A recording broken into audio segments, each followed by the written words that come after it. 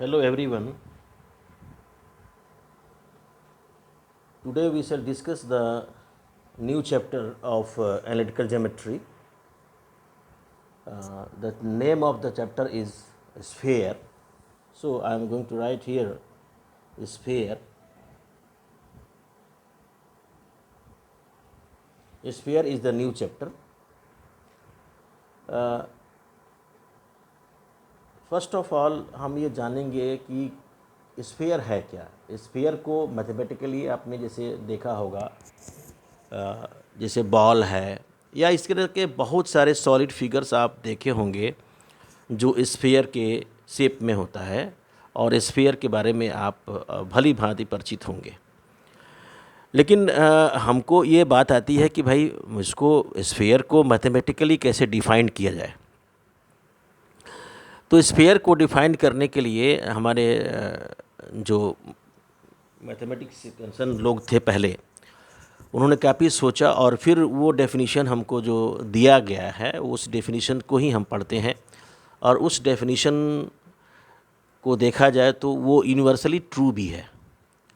Actually क्या होता है कि मैथमेटिक्स जो है वो आपका तभी सही माना जाता है जब वो कोई भी रिज़ल्ट सही माना जाता है जब वो आपको यूनिवर्सली ट्रू हो, यानी कि चाहे इंडिया में हो चाहे कोई फॉरेन कंट्रीज़ में हो, वो डेफिनेशन हर जगह सेम होती है एक चीज़ की।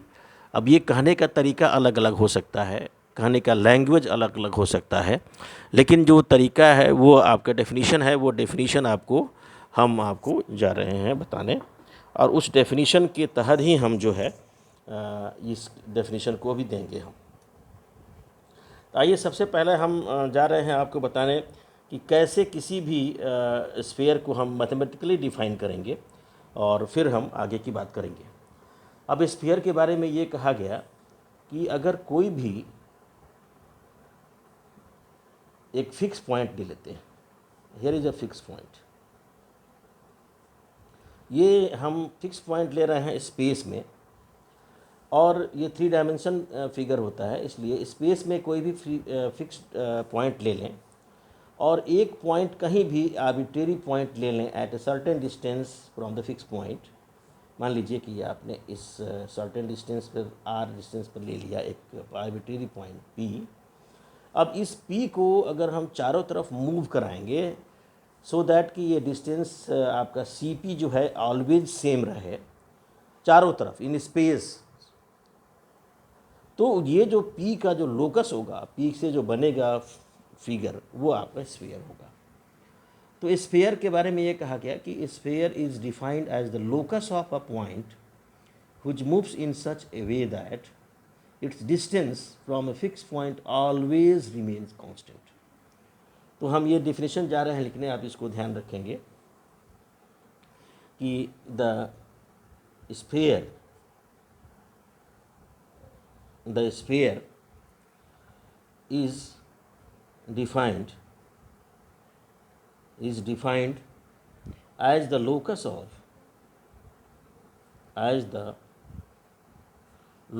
of a point which moves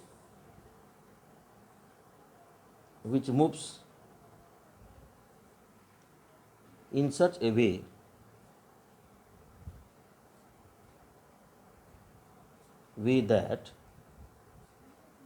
its distance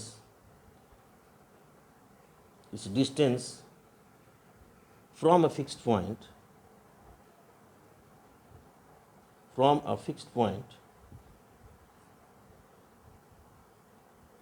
fixed point always remains constant,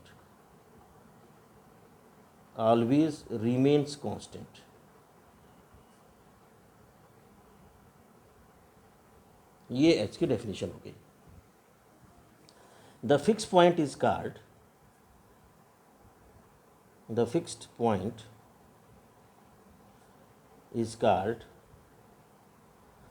centre of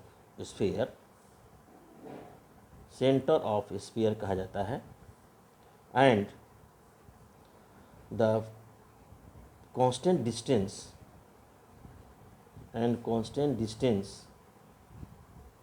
is called radius of a sphere, called radius of the sphere. ये हमारा डेफिनेशन था।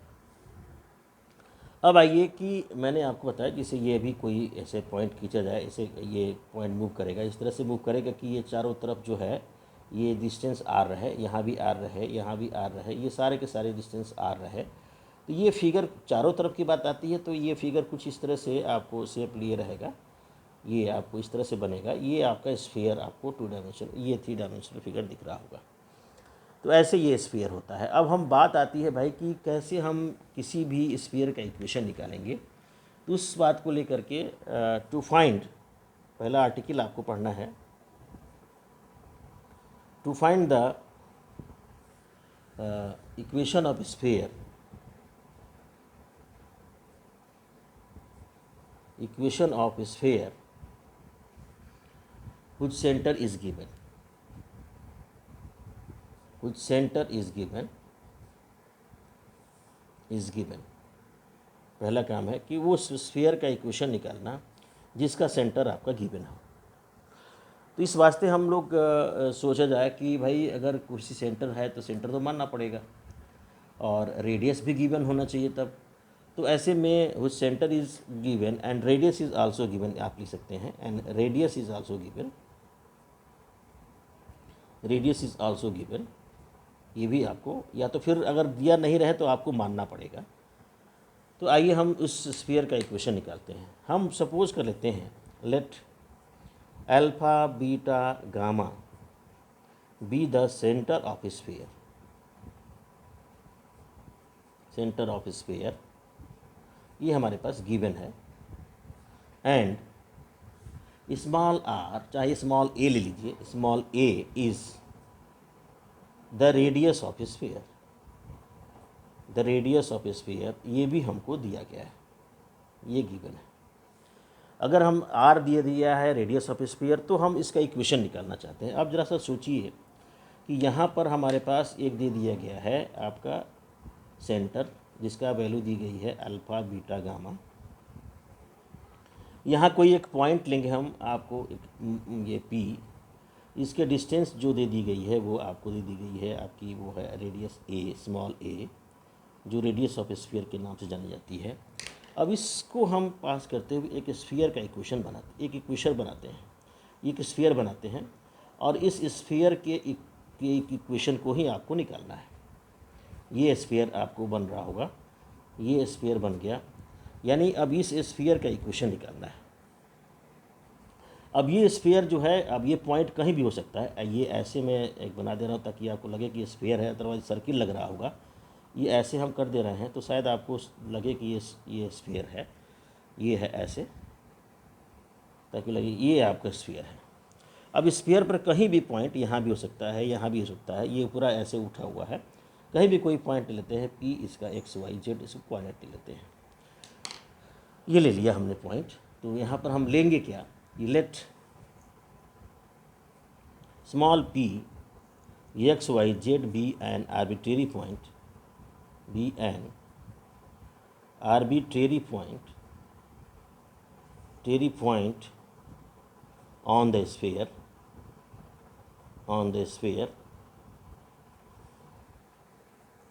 then the distance, of point P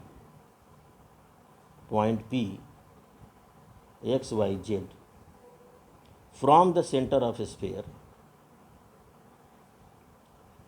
from the centre of sphere, sphere मान लीजिए सी है, ये centre of sphere alpha beta gamma, ये suppose कर लीजिए सी है, is radius of sphere, is radius of sphere. या हम इसकी बात करें तो हमको कह सकते हैं कि C P is equals R A, small a, C P is equal to small a. तो C P square will be small a square. What about CP? CP is the distance from the point P to the point from the point C to the point P. So we can say here is Cp square is nothing but x minus alpha whole square plus y minus beta whole square plus z minus gamma whole square is equals a square. So this equation is the equation of a sphere having center small alpha beta gamma and radius small a. So this is the equation of a sphere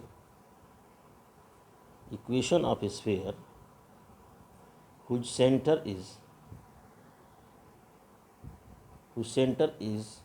alpha beta gamma and radius and with radius small a.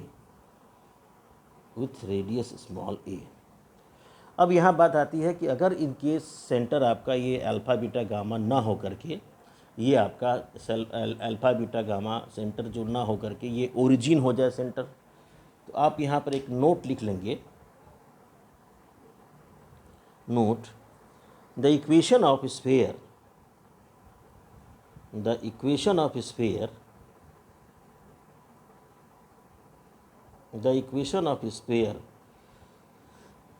having center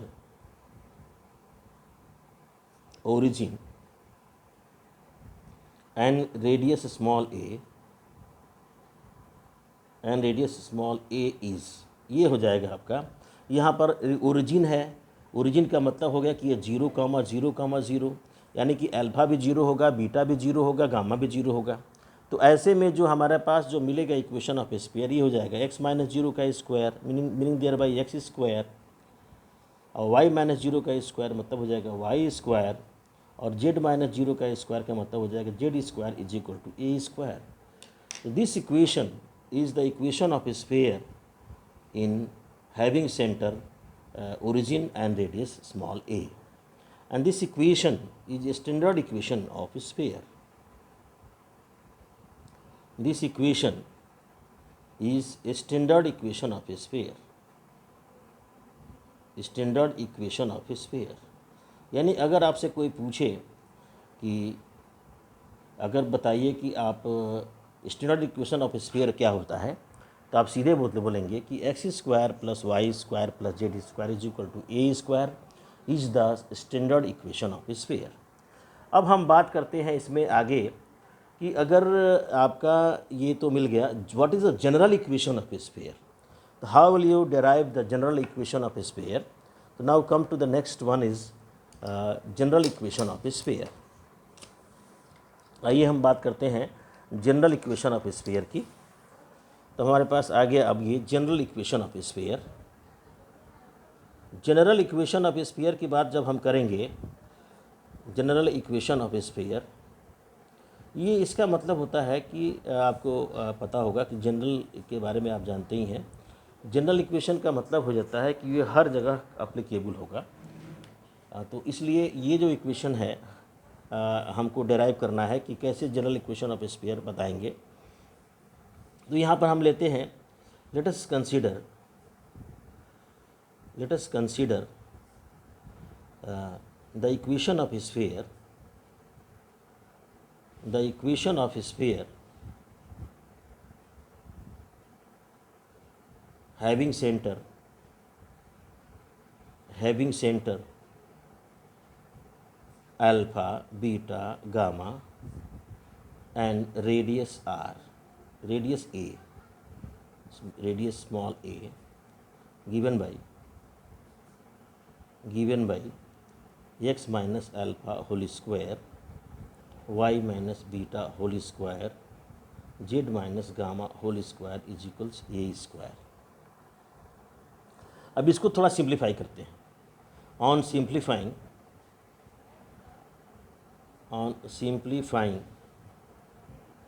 above equation, ये equation को हम simplify करते हैं, we get, तो हमको क्या मिलेगा, X square minus 2x alpha plus alpha square plus Y square minus 2y beta plus beta square Z square minus 2z gamma plus gamma square is equals A square, या थोड़ा इसको solve करके लिखा जाए तो X square plus Y square plus Z square minus 2x alpha minus 2y beta minus 2z gamma plus alpha square plus beta square plus gamma square is equals A square. या इसको फिर से लिखना चाहें तो हम लिख सकते होंगे और x square plus Y square plus Z square minus 2x alpha minus 2y beta minus 2z gamma plus alpha square plus beta square plus gamma square minus a square is equal to 0। इसको हम suppose कर लेते हैं equation number 1। अब हम क्या करते हैं कि let us use a symbols, let us use the following symbol, the following symbols जैसे हमने कर दिया कि यहाँ पर माइनस अल्फ़ा को हमने u लिख दिया, माइनस बीटा को हमने v लिख दिया, माइनस गामा को w लिख दिया। तो ऐसे में जो आएगा alpha square plus beta square plus gamma square minus a square की वैल्यू आ जाएगी u का स्क्वायर प्लस v का स्क्वायर प्लस w का स्क्वायर माइनस ए स्क्वायर आएगा। इसको हमने सपोज कर लिया ये हो गया आपका d, ये हमने सपोज कर लिया ये हो गया d। तो अब हम देखें इसको ध्यान से, तो this equation one can be written as one now can be written as, तो इसको कैसे हम लिखा जा सकता है इसके बारे में देखें। तो ये हो जाएगा x square plus Y square plus Z square. अब ये माइनस अल्फ़ा यहाँ कर लिया जाए तो ये हो जाएगा प्लस 2 और ये माइनस अल्फ़ा हो जाएगा आपका u और x plus 2vy plus 2wz, और ये जो है आपका alpha square plus beta square plus gamma square minus a square is equal to d लिया गया है, ये plus d is equal to 0। अब इसके बारे में हम ये कह सकते हैं कि ये u क्या है, v क्या है, w क्या है। तो इस इक्वेशन को पहले हम ऐसे लिख दें, इक्वेशन नंबर 2 रख लें और यहाँ बता दें कि वेयर ये u जो हो जाएगा माइनस अल्फ़ा है, v हो जाएगा आपका माइनस बीटा है और w हो जाएगा माइनस गामा है। इसका मतलब ये हुआ कि अल्फ़ा जो होगा माइनस u होगा, बीटा जो होगा माइनस v होगा, गामा हो जाएगा माइनस w होगा। एंड जो d है इसके बारे में देखा जाए तो d जो मिला है आपका, सच पूछिए तो अब यहाँ पर रेडियस a स्क्वायर की बात करें हम, a स्क्वायर हो जाएगा आपका u square plus v square plus w square minus d। या हम a की बात करें तो अंडर रूट में हो जाएगा आपका u square plus v square plus w square minus d। तो दिस इक्वेशन जो आपने लिखा है equation number 2, this equation 2 is the equation of general equation of a sphere। ये हमारे पास जनरल इक्वेशन ऑफ स्फीयर आएगा, equation of sphere having centre. अब ज़रा बताइए सेंटर क्या है इसका। हैविंग सेंटर जो होगा इसका वो हो जाएगा आपका यू वी डब्ल्यू, तो हमने अपने मन से लिखा है, लेकिन ऑलरेडी जो हमने स्फीयर लिया था उस स्फीयर में ये कहा था आपका कि अल्फ़ा बीटा गामा इसका स्फीयर सेंटर है। तो अल्फ़ा की जगह पर हो जाएगा आपका माइनस यू, तो माइनस यू माइनस भी और माइनस डब्लू। एंड रेडियस जो होगा इसका, रेडियस स्मॉल ए की जगह पर हो जाएगा अंडर रूट में u square plus v square plus डब्लू square minus T.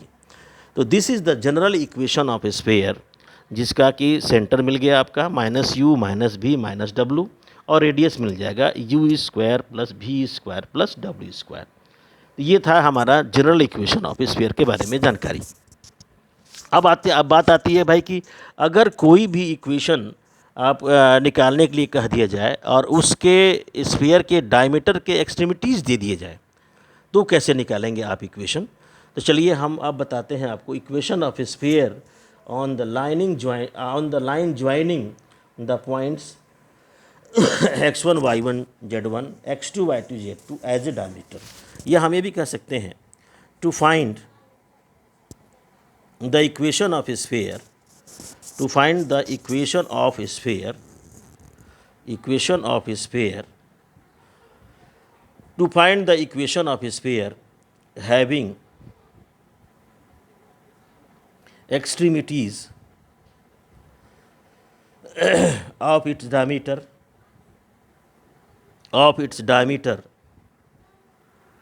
x1 y1 z1 and x2 y2 z2, ये हमको इक्वेशन निकालना है।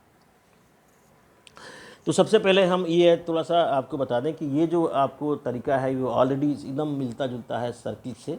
आपने सर्किल पढ़ा होगा। जैसे मान लीजिए कोई हमें स्फीयर लेते हैं, कोई भी स्फीयर हम ले लेते हैं जिसका सेंटर हम मालूम नहीं है, हमको सिर्फ क्या मालूम है इसके बारे में ज़रा देखिए। ये आपका स्फीयर है, कोई भी ये स्फीयर है, ये आपको दिख रहा होगा स्फीयर, ये स्फीयर है, आपको ऐसे मैंने बना दिया है।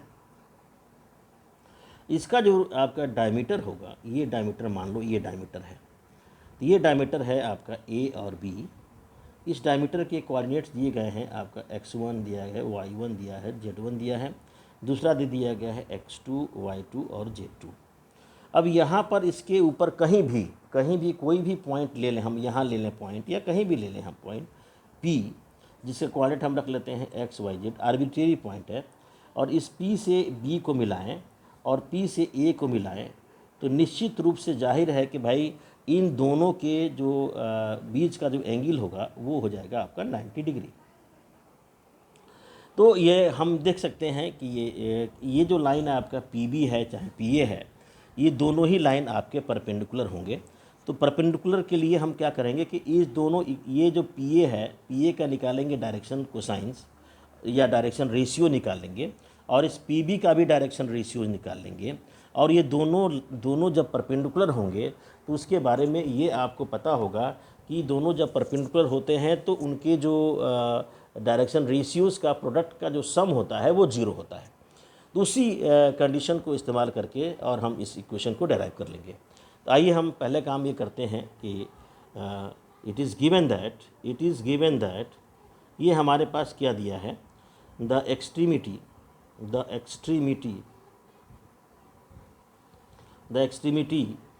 is of diameter, the extremities of diameter AB are A x1 y1 z1 and B x2 y2 z2, ये दिया है। Let P be any point, P x y z be any point on the sphere, कोई भी point हम ले लेते हैं on the sphere, then by geometry हम by geometry ये देखते हैं कि PA is perpendicular to PB, PA is perpendicular to PB, यानी कि PA जो होगा वो PB के परपेंडिकुलर होगा। इस वास्ते हम क्या करेंगे कि अब PA और PB के बारे में बात करेंगे। PA लाइन ऐसा लाइन है जो कि P point x y z है और A point x1 y1 z1 है, इन दोनों से ज्वाइन करती है लाइन। PB की बात करें तो PB भी एक ऐसी लाइन है जो आपको P x y z और B का कोऑर्डिनेट है x2 y2 z2, इसको ज्वाइन करती है। तो ये हम PA और PB की बात हम जा रहे हैं करने आपसे। अब यहाँ ध्यान से देखें आप दूसरे पेज पर, यहाँ हम बात कर रहे हैं आपके PA के। Here the direction cosines of the line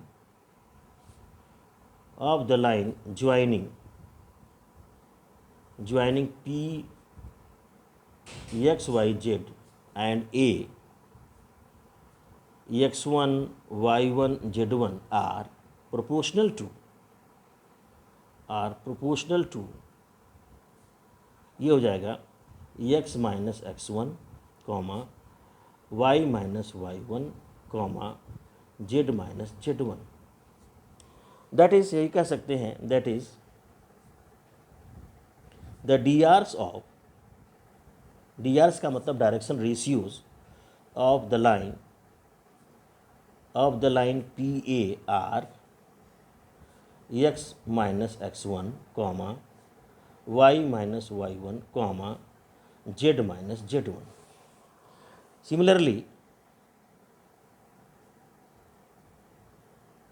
similarly हम देख सकते हैं कि जो सिमिलरली की बात करें हम तो ये यहाँ फिर से मैं समझा दे रहा हूँ कि हम देख रहे हैं कि here the direction cosine of the line joining the point P x Y z and A x1 y1 z1 are proportional to, मैंने बताया था आपको स्टार्टिंग में ही, बेसिक कंसेप्ट मेरा लेक्चर नंबर 1 में ही है, शायद 1 में ही है।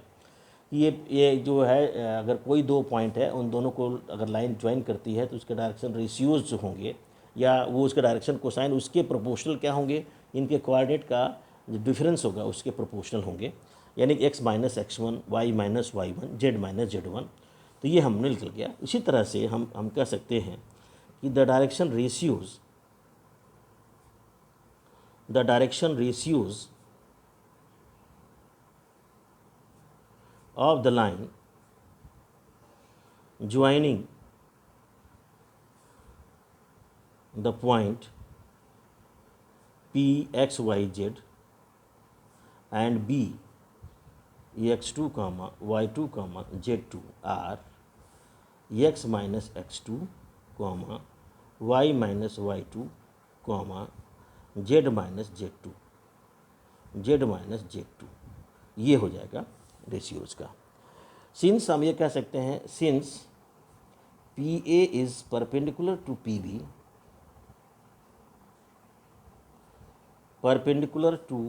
पी बी देयरफॉर इनके डायरेक्शन रेशियोज का प्रोडक्ट का सम 0 होगा। अर्थात ये मिलेगा x minus x1 into x minus x2 plus y minus y1 into y minus y2 plus z minus z1 into z minus z2 is equal to 0। तो this equation आपको जो मिला, ये इक्वेशन जो होगा वो कहलाएगा आपका equation of sphere. This represents the equation of sphere. This represents a equation of sphere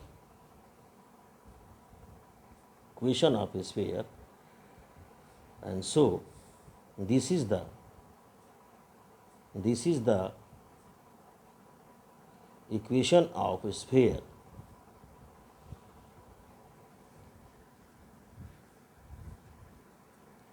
on the line joining the point x1 y1 z1 and x2 y2 z2 as a diameter.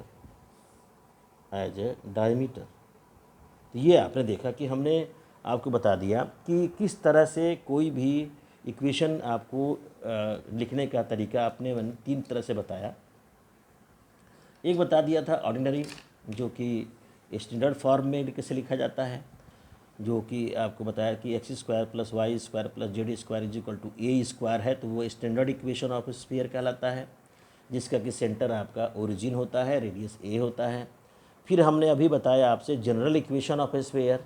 उस general equation of sphere के बारे में हमने ये बताया कि x square plus Y square plus Z square plus 2ux plus 2vy plus 2wz plus d is equal to 0। इसका मैंने बताया कि इसका जो सेंटर होता है वो आपका minus u minus v minus w होता है, और इसका जो रेडियस होता है वो आपका अंडर रूट में होता है u square plus v square plus w square minus d।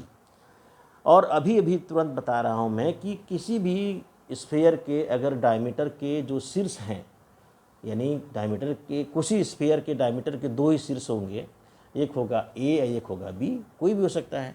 तो अगर इसके डायमीटर के जो शीर्षों के निर्देशांक यानी कोऑर्डिनेट्स अगर दिए गए हों, x1 y1 z1 दिया हो, x2 y2 z2 दिया हो, तो उसका इक्वेशन होता है x minus x1 into x minus x two plus y minus y one into y minus y two plus z minus z one into z minus z two. तो ये मैंने आपको 3 तरह के इक्वेशन ऑफ स्फीयर के बारे में हमने अभी बताया है। इसके बाद जो आती है बात अब आती है कि what is the condition for the चाहे ऐसे कर सकते हैं कि what how will you find the equation of sphere passing through 4 points. अब मान लीजिए आपसे पूछ दिया जाए कि अगर 4 पॉइंट दे दिए जाए और कहें कि आप ज़रा बताइए इक्वेशन ऑफ स्फीयर कैसे निकालेंगे, तो इसके लिए आपको बहुत सारे तरीके से बताएंगे, लेकिन हम आपको सबसे ईजीएस्ट तरीका बताएंगे कि कोई भी अगर दे दिया जाए इक्वेशन 4 पॉइंट्स दे दिए जाएँ तो कैसे आपका इक्वेशन ऑफ स्फीयर आप निकाल सकेंगे। यहाँ आइए, नेक्स्ट टॉपिक है हमारा अगला, equation of sphere passing through. Equation of sphere passing through 4 points। 4 points equation of sphere passing through 4 points, ये सीखना है आपको। Let x square plus Y square plus Z square plus 2ux plus 2vy plus 2wz plus d is equal to 0। This is taken as equation number 1. B, the equation of sphere। ये equation of sphere है, ये हम ले लेते हैं, general equation of sphere आपके नाम से जानते हैं। And the 4 given points are, the 4 given points are, ये आपका सपोज कर लीजिए x1 y1 z1 है, x2 है, y2 है, z2 है, x3 है, y3 है, z3 है, एंड ये आपका है x4 है, y4 है और z4 है। ये आपके 4 गिवन पॉइंट्स हैं। हमको तो उस स्फीयर का इक्वेशन निकालना है जो इन चारों पॉइंट से होकर जाते हैं। तो चलिए हम क्या मान लेते हैं, ये जो स्फीयर हमने माना है, ये स्फीयर ये चारों पॉइंट्स होकर जाएगा। तो यहाँ पर हम लिखेंगे if the sphere one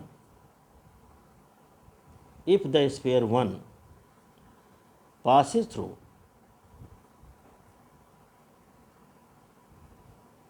through the 4 given points, वो आपका है x1 y1 z1, x2 है, y2 है, z2 एंड x3 है, y3 है और z3 एंड है आपका x4 y4 और z4। ये आपके 4 गिवन पॉइंट्स हैं, 4 गिवन पॉइंट्स हैं। तो ये चारों गिवन पॉइंट्स जो है वो उनसे होकर जाने के वजह से ये जो चारों पॉइंट्स अलग अलग इसको सेटिस्फाई करेंगे। सो हमारे पास ये आ जाएगा x1 का स्क्वायर प्लस y1 का स्क्वायर प्लस z1 का स्क्वायर प्लस z1 का square plus 2ux1 plus 2vy1 plus 2wz1 plus d is equal to 0।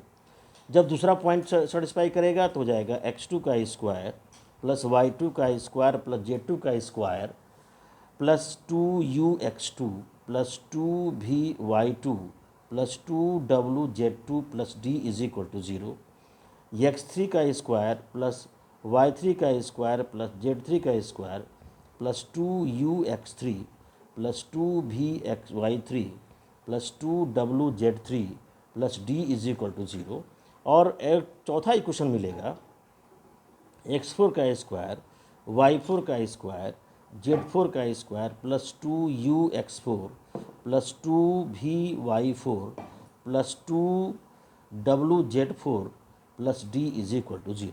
हम इसको मान लेते हैं इक्वेशन नंबर 2, इसको 3, इसको 4 और इसको 5। अब ये चारों इक्वेशन से हमको एलिमिनेट करना पड़ेगा, क्योंकि हमारे पास जो क्या क्या अननोन्स हैं, हमारे पास जो अभी हम इक्वेशन जो माने थे ux square plus Y square plus Z square plus 2ux plus 2vy plus 2wz plus d is equal to 0, इन चारों में अननोन क्या है हमारे पास, u है, v है, w है और d है। 4 अननोन्स हैं। Hello, sorry. तो अब ये चारों अननोन्स को हम इसमें एलिमिनेट करेंगे। तो हम लिखेंगे इसके बाद से एलिमिनेटिंग द 4 कांस्टेंट जो हमारे पास है, एलिमिनेटिंग, यहाँ लिखेंगे हम अगला, एलिमिनेटिंग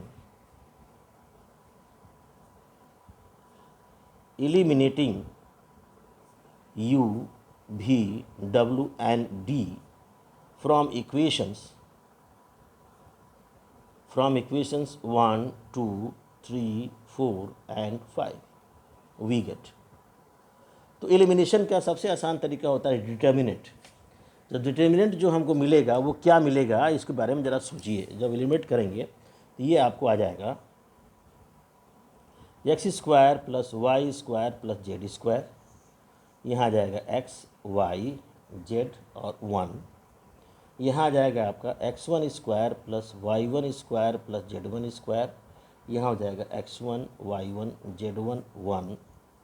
यहाँ हो जाएगा x2² plus y2 square plus z2 square, यहाँ हो जाएगा x2, y2, z2 और 1। यहाँ हो जाएगा x3² plus y3 square plus z3 square, यहाँ हो जाएगा x3, y3 और z3 1। यहाँ हो जाएगा x4 का स्क्वायर, y4 का स्क्वायर प्लस z4 का स्क्वायर, x4, y4, z4 और 1, और इसका डिटर्मिनेंट हो जाएगा 0। तो this equation, on solving this equation is the equation of a sphere,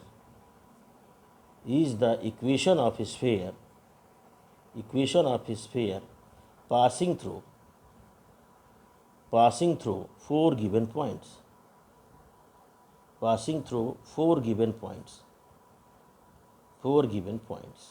तो ये हमने अभी देखा कि कोई भी स्फीयर है वो अगर 4 पॉइंट से पास करता है तो कैसे हम इक्वेशन ऑफ स्फीयर हम आसानी से निकाल सकते हैं। अब हम आपको बताएंगे कि किसी भी स्फीयर को अगर हम प्लेन से काटें, सेक्शन करें, तो जो आपको मिलेगा वो आपको सर्किल मिलेगा।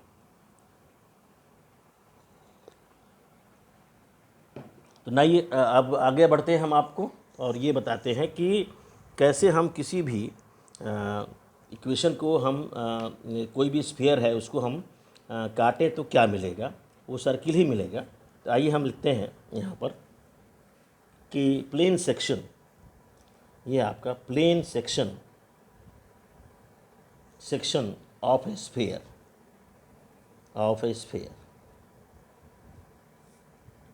Plane section of a sphere, यानी कि अगर कोई भी स्फीयर हम ले लें, हम मान लेते हैं एक स्फीयर हमने यहाँ लिया, ज़रा ध्यान से देखेंगे, ये कोई स्फीयर लिया हमने, इसको किसी प्लेन से काट दिया, तो मान लीजिए आपने यहाँ पर इसका सेंटर यहाँ कहीं है, मान लीजिए स्फीयर का सेंटर, और यहाँ पर आपने क्या किया कि इसको प्लेन से काट दिया, ऐसे आपने काट दिया, एक प्लेन से आपने काट दिया। यहाँ जो कटेगा, ये जो कटा हुआ भाग यहाँ जो होगा वो आपको सच पूछिए तो कुछ इस तरह से आएगा, ऐसे आएगा, ये जो आपको दिख रहा होगा ऐसे, ये ऐसे आएगा। ये है आपका, ये जो मिलेगा आपका वो सर्किल हो जाएगा, ये हो जाएगा सर्किल। ये है आपका स्फीयर, ये जो है आपका स्फीयर है, और इस स्फीयर को हम प्लेन सेक्शन निकाले हैं तो ये आ जाएगा आपका, ये प्लेन है। तो हम ये कहेंगे कि भाई एक तो हमको क्या चाहिए होगा, एक यहाँ पर स्फीयर चाहिए होगा और एक प्लेन चाहिए होगा। तो हम ये मान लेते हैं, late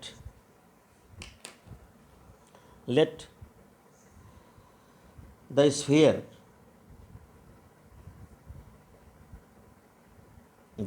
is x² plus y² plus z² plus 2ux plus 2vy plus 2wz plus d is equal to 0, and the given plane is and a plane is lx plus my plus nz is equals p। ये equation number 2 हम suppose कर लेते हैं। तो जब भी हम एक बात करें आपसे कि आपको ये पता हो गया कि अगर हम किसी भी सर्किल, किसी भी स्फीयर को अगर हम प्लेन से काटते हैं तो इन practical way in practical way, the section of sphere by plane is a circle. हम देखें तो किसी भी प्लेन का जो हम सेक्शन करें, यानी कि किसी भी प्लेन से अगर हम किसी स्फीयर को काटें तो जो कटा हुआ भाग आएगा वो आपको आएगा सर्किल आएगा। अब ये जानते हैं तो इसका मतलब ये हुआ कि हम द इक्वेशन ऑफ सर्किल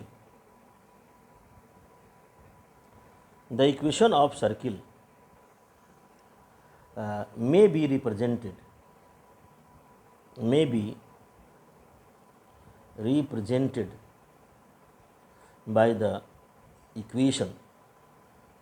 अब इक्वेशन ये जो होगा आपका x square plus Y square plus Z square plus 2ux plus 2vy plus 2wz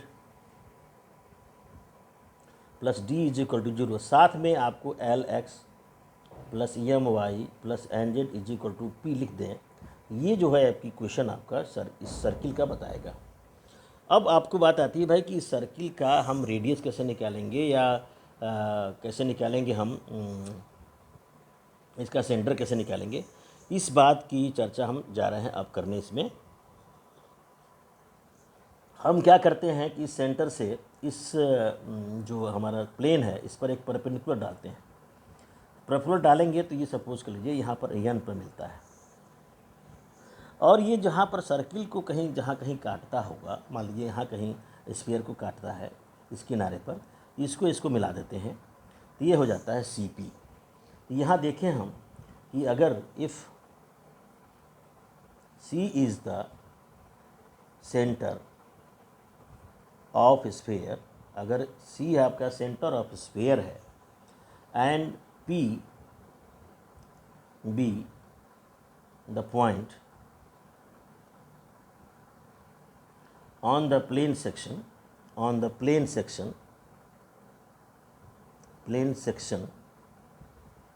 the sphere, then CP will be the radius of sphere। जो CP होगा वो रेडियस ऑफ स्फीयर होगा। And CN जो मिलेगा आपका, CN जो होगा आपका length of perpendicular from centre upon the to the tangent to the plane. इसका सेंटर आपको दिया गया है -u -v -w, दिया जाएगा L into -u plus m into -v plus n into -w -p upon under root में आएगा ये, अंडर रूट में L square plus m square plus n square, जो कि कोई कांस्टेंट आएगा, इसकी वैल्यू कुछ कांस्टेंट आएगी। तो हम देखें अगर हम रेडियस ऑफ सर्किल की बात करें तो हम ये कह सकते हैं रेडियस ऑफ सर्किल जो आएगा वो आपका आ जाएगा NP आ जाएगा, n इंटू पी। NP का स्क्वायर जो होगा, एक देखिए तो एक पाइथागोरस का थ्योरम, एक राइट एंगल ट्रायंगल बन रहा है। इस राइट एंगल ट्रायंगल में देखें आप तो ये बनेगा आपका NP square is equal to CP का स्क्वायर माइनस CN का स्क्वायर, और भी आपका कांस्टेंट आएगा, ये भी आपका कांस्टेंट आएगा। इस तरह से हम आसानी से निकाल सकते हैं आपका, जहाँ पर हम कह सकते हैं कि where small n is the centre of circle. अब ये कह सकते हैं कि स्मॉल n जो होगा वो आपका सेंटर ऑफ सर्किल होगा। इस तरह से हम कोई भी स्फीयर दिया गया तो उसका हम प्लेन सेक्शन हम कर सकते होंगे आसानी से। अब हम चलते हैं अगला टॉपिक पर, वो है आपका इंटरसेक्शन ऑफ टू स्फीयर्स। कोई भी दो स्फीयर दे दिया जाए तो उनका इंटरसेक्शन कैसे निकालेंगे, इस बात की हम चर्चा करने जा रहे हैं। तो ये अगला मिलेगा आपको, intersection of to spheres. The intersection of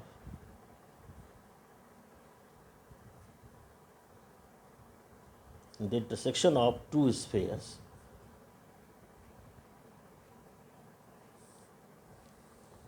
यानी कि हमको ये निकालना है कि अगर कोई भी दो स्फीयर्स दे दिए जाएं तो उसका हम किस तरह से उस उन दोनों के स्फीयर से इंटरसेक्शन करने पर क्या मिलेगा, इसकी बात करना की चर्चा करेंगे हम लोग। तो आइए हम लोग बात करते हैं। हमने कोई दो स्फीयर लिया, हम मानते हैं let S is equal to x square plus Y square plus Z square plus 2ux plus 2vy plus 2wz plus d is equal to 0। एक इक्वेशन ले लिया स्फीयर का। यस डैश मान लिया कोई दूसरा इक्वेशन है, x square plus Y square plus Z square plus 2u dash x plus 2v dash y plus 2w dash z plus d dash is equal to 0। ये दूसरा स्फीयर हो गया। तो हमने ये मान लिया कि S and S dash are any two spheres, ये दो कोई भी स्फीयर्स हैं। अब जब हम देखते हैं then S minus S dash देखते हैं तो आपको मिलेगा 2u minus u dash x plus 2v minus v dash y plus 2w minus w dash और जेड और ये मिलेगा plus d minus d dash, ये मिलेगा हमको इज इक्वल टू 0। ये इक्वेशन 3 मिल गया।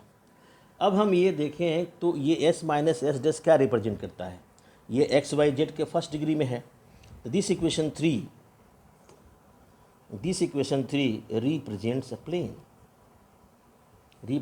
अ प्लेन, यानी हम ये कह सकते हैं कि the coordinate of point of intersection of sphere 1 and 2 which satisfies 1 as well as 2 both as well as 3।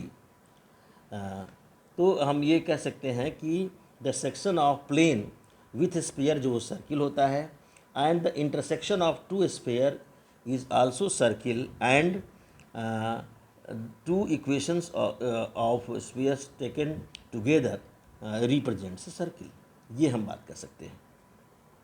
तो इस तरह से हम आपको मैंने बताया कि आपको इस तरह से हम कोई भी दो स्फीयर्स के इंटरसेक्शन की बात हम कर सकते हैं। तो यहाँ पर मैं आपका वीडियो आज समाप्त करता हूँ, फिर हम अगले वीडियो में आपको आगे की बात पढ़ाएंगे। तो अब तक के लिए आज आपका बहुत बहुत धन्यवाद। फिर भी मैं आपसे ये बात करना चाहता हूँ कि अगर इन केस किसी को कोई डाउट होता है तो कमेंट बॉक्स में जाएं और अपने डाउट्स को लिखें, और इस वीडियो लेक्चर में कोई भी समझ में चीज़ें नहीं आती हैं तो आप उस कमेंट बॉक्स में लिखें ताकि हम उसका आपकी हर जो आपका डाउट्स है उसको हम क्लियर करते चलें। बहुत बहुत धन्यवाद। Thank you. God bless you.